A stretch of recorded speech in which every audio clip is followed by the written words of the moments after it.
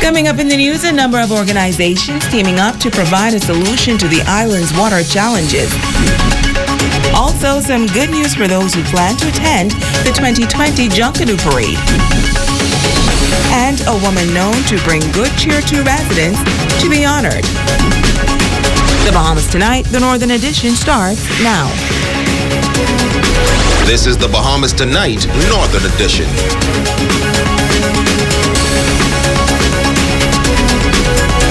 This is the Bahamas Tonight, the Northern Edition. Season's greetings to you all. I'm Shashina Wolf-Parkinson. As always, it is so great to have you with us. Well, since the passage of Hurricane Dorian, the importance of having clean water remains a top priority. It's been some 3 months, and to date, some communities still do not have access to potable water. Well, a number of organizations are doing their part to provide a solution to this critical issue. Waterkeepers Bahamas and Waves for Water recently erected a rain catchment and filtration system at the Home Away from Home Center for the elderly in Freeport.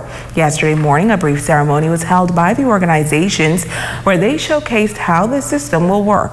Italia Hall has this top story. Waterkeepers Bahamas and Waves for Water have been going throughout Grand Bahama installing a number of rain catchment and filtration systems. The purpose of the system is to give residents access to an alternative and safe potable water source.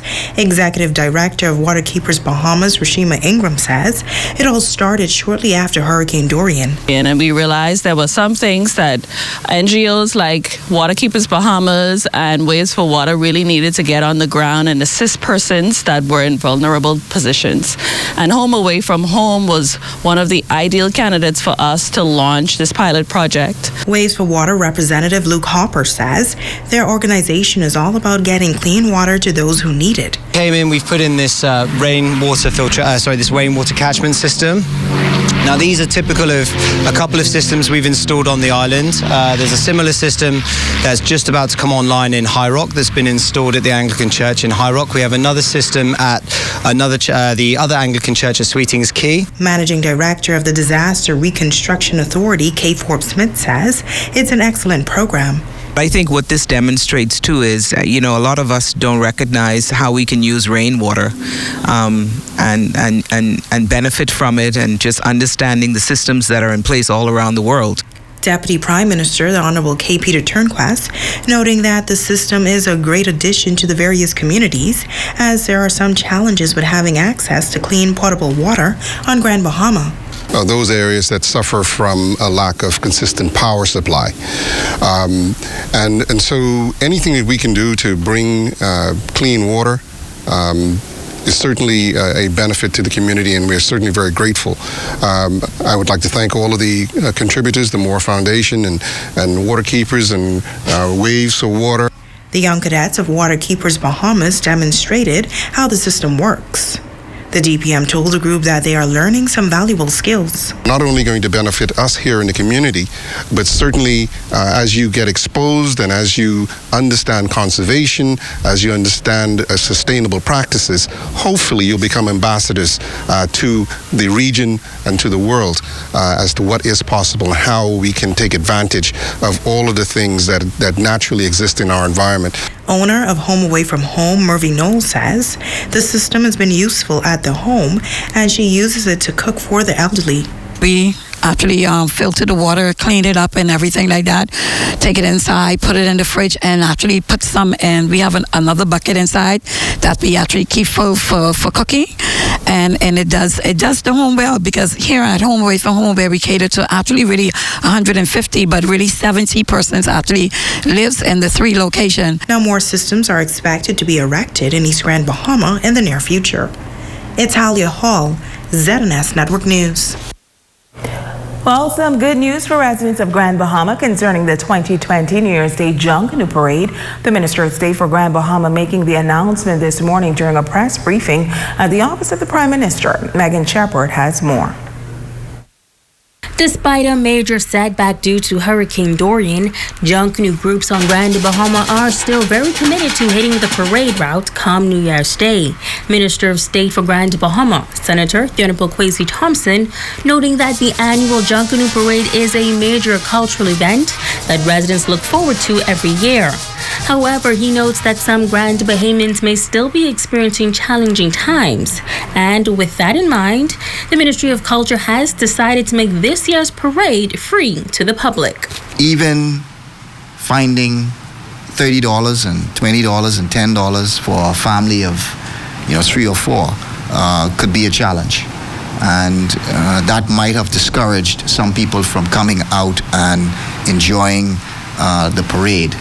But we want to say how pleased we are that we are able now to say that it is free of charge.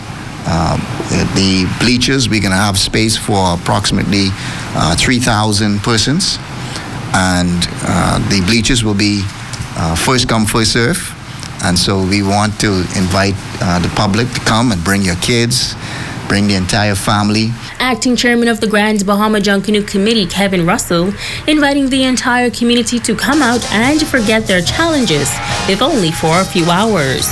He says that the groups are committed to putting on a great show, all with themes that will reflect recent events on Grand Bahama. We have the Swingers, Mystical Encounters of the Sea, that's their theme. The Bushwhackers on parade. You had Kingdom Culture, take a tropical vacation with Kingdom Culture. Sting, Junkanoo, I Do It My Way. Platinum Nights, a celebration of life. All Grand Bahama need is love. Showtime, things we love. Kingdom Ambassador Spartans, relief after the storm. Let's rebuild and celebrate. GB Asgard, we are proud. We are Asgard, a tribute to the U.S. Armed Forces and the NGOs. Superstar Rockers, welcome to Grand Bahama. So I implore and beseech everyone to come out and have a good time, because we look at this as a starting stone, pretty much a template for going on in the new year, going from strength to strength. And I must say, this is time for us to get together and show our resilience. Now, Cultural Affairs Officer Monique Leary says that a lot of time, effort, and commitment went into making this parade possible. We just want to thank the ones that you will never see in the forefront, to say thank you very, very much for partnering with us and helping us to give a little bit of spirit for our people here in Grand Bahama. It's about a celebration of life, and that's all it is. Humanitarian for us to say, hey, we're down, but we're not out. And so I just want to congratulate once again the Grand Bahama Junkanoo groups who have gone out of their way to ensure that we celebrate who we are in this upcoming parade. The 2020 Junkanoo Parade begins promptly at 6 p.m. on New Year's night. Megan Shepard, ZNS Network News.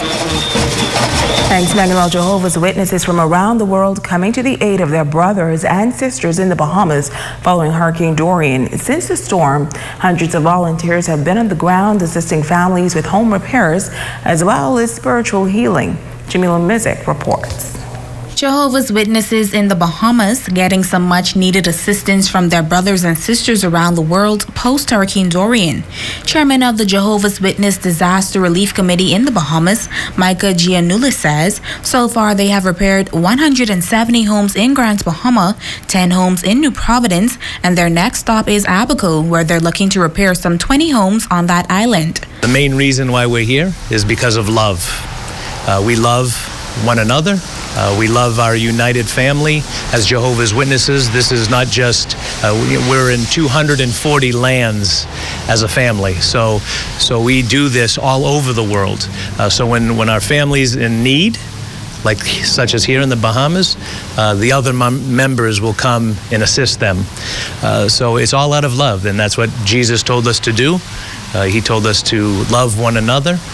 And his true disciples would be recognized by that. He says there are some 700 plus volunteers from all over the world, including those in the Bahamas, who have come to help. And although the repairs to homes is worth hundreds of thousands of dollars, all of the work being done is by donations and volunteers. The primary repair work that we're doing is getting our brothers and sisters into a warm, safe, dry condition So we want their home to be as livable as possible. The repair work has been from a minor roof damage to a total loss, and everything in between. So we will do whatever it takes in order to get our dear friends back into their home so they can resume their normal life's activities. Now, media host in the Public Information Department, Max Dean, says since the storm, those Jehovah's Witnesses from Abaco who have been displaced are now living in New Providence with others. He says it is important to be their brother's keeper. One of the things that we try not to do is we do not believe in being a burden to governments. We have a brotherhood and we live that brotherhood, and so now persons who have had no relationship to the people that are the hosts now have come together to live in and for as long as it will take. In cases where some of the brothers cannot even afford to do it for the length, they will then shift from one family to another family so that there could be an equalizing of the help.